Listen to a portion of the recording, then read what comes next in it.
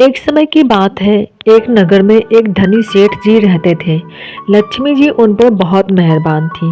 एक दिन की बात है, जब वह रात्रि में विश्राम कर रहे थे तो लक्ष्मी जी उनको सपने में आती हैं और कहती हैं कि मैं अब तुम्हारे घर से जाना चाहती हूँ।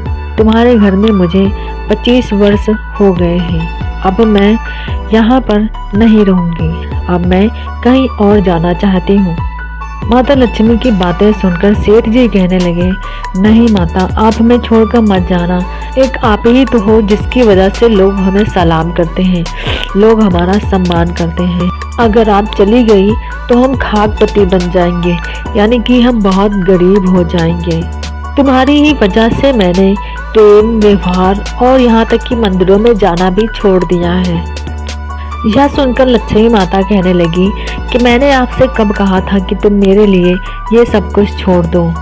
अपनी भक्ति छोड़ दो, मंदिरों में जाना छोड़ दो, अपने रिश्तेदारों या प्रेमियों से प्रेम व्यवहार छोड़ दो। यह बात लक्ष्मी जी ने सेठ से कही और कहने लगी, सेठ, मैं इस घर से जाऊंगी जरूर, क्योंकि मैं एक जगह नहीं रहती हूँ।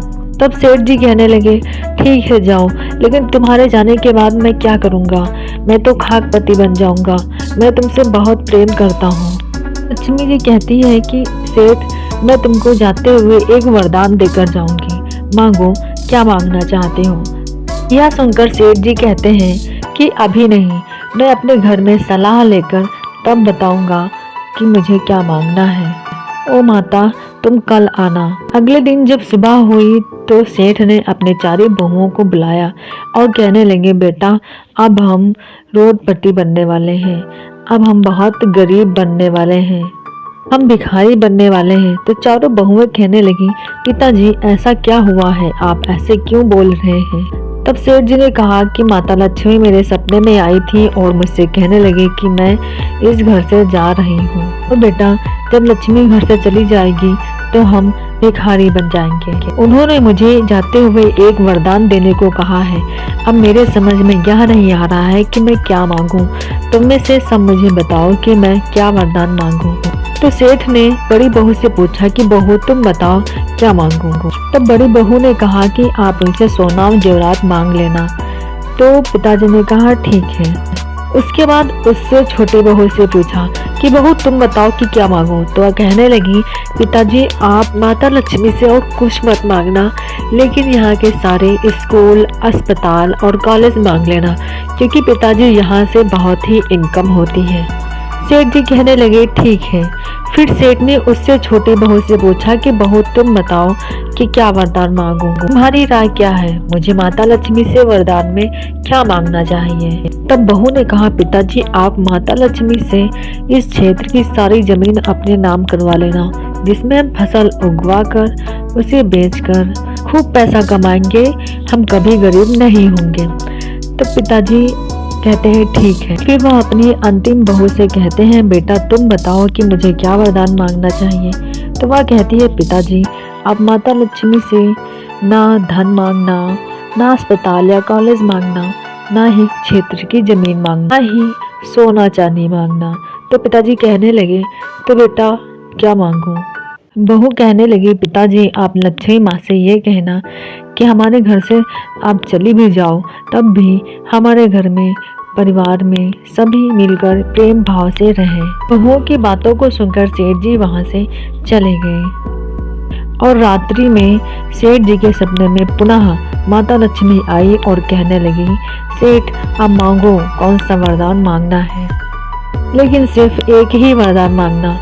तो वह सेठ कहने लगा, हाँ माता, मैं एक ही वरदान मांगूंगा। सेठ कहने लगे, माता, आप जब भी चली जाओगी तब हमें सिर्फ एक ही वरदान दे दो कि जब आप चली जाओ तो हम गरीब हो जाएंगे, पर हमारे बेटे आपस में लड़ाई न करें, हमारी बहुएं आपस में प्रेम भाव से रहें, हमारे परिवार में हमेशा प्रेम भाव बना रहे और मुझे कुछ नहीं चाहिए। लक्ष्मी माता बोली, ठीक से समझ लो, सोच लो, फिर मांगो। तुम्हें कोई वरदान बदलना तो नहीं है। कहीं ऐसा ना हो तुम अपने इच्छानुसार वरदान मांगने से डगमगा जाओ। तो सेठ जी कहने लगे, नहीं माता, मैंने ठीक से समझ लिया है, मुझे यही वरदान चाहिए। मैंने बहुत ही सोच समझकर यह फैसला लिया है। माता लक्ष्मी सेठ के ऐसे वचनों को सुनकर बहुत प्रसन्न हुई और कहने लगी, तुम चिंता मत करो, क्योंकि मैं तुम्हारे घर से कभी नहीं जाऊंगी। तब सेठ जी कहने लगे, माता, आप तो कह रही थी कि आप हमारे घर से जाने वाली हैं, फिर ऐसा क्या हुआ कि आप हमारे घर से नहीं जाना चाहती हो? तब माँ लक्ष्मी कहने लगी, यही तो कारण है कि जहाँ प्रेम होता है, जहाँ सहनशीलता होती है, जिस घर परिवार में लोग एक दूसरे के प्रति प्रेम भाव रखते हैं, लोगों में लड़ाई नहीं होती है, जहाँ गृह क्लेश नहीं होता है, वही तो हमेशा मेरा निवास रहता है। और जब तुम्हारे घर में प्रेम रहेगा, आपस में लोग प्रेम भाव से रहेंगे, तो मैं तुम्हारे घर को छोड़कर नहीं जा सकती, कदापि नहीं जा सकती। इसलिए तुम निश्चिंत हो जाओ, अब मैं आज के बाद कभी भी तुम्हारे घर से नहीं जाऊंगी। माँ लक्ष्मी की ऐसी बातें सुनकर सेठ बहुत प्रसन्न हुआ और खुशी से उसका चेहरा बहुत खिल गया और माता लक्ष्मी को बार बार प्रणाम करने लगा। दोस्तों, इस कहानी से हमें यही शिक्षा मिलती है कि जिस घर में कलह रहते हैं, लड़ाई झगड़ा होते हैं, उस घर को माँ लक्ष्मी हमेशा के लिए छोड़ जाती हैं, और जिस घर को लक्ष्मी छोड़ देती है, वह घर हमेशा के लिए गरीब हो जाता है परिवार में। और जिस घर परिवार में लड़ाई झगड़े नहीं होते हैं, गृह क्लेश नहीं होता है, वहीं लक्ष्मी माँ का निवास होता है। आशा करती हूँ कि आपको मेरा वीडियो अच्छा लगा होगा। वीडियो अच्छा लगा हो तो प्लीज़ वीडियो को लाइक कर दें, चैनल पर नए हैं तो चैनल सब्सक्राइब कर दें। मेरा वीडियो अंत तक देखने के लिए आपका बहुत बहुत धन्यवाद।